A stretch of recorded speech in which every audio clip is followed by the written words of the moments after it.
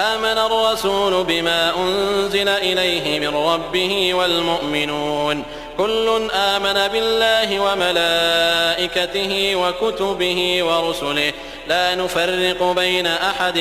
من رسله وقالوا سمعنا وأطعنا غفرانك ربنا وإليك المصير. لا يكلف الله نفسا إلا وسعها لها ما كسبت وعليها ما اكتسبت ربنا لا تؤاخذنا إن نسينا أو أخطأنا ربنا ولا تحمل علينا إصرا كما حملته على الذين من قبلنا ربنا ولا تحملنا ما لا طاقة لنا به واعف عنا واغفر لنا وارحمنا أنت مولانا فانصرنا على القوم الكافرين.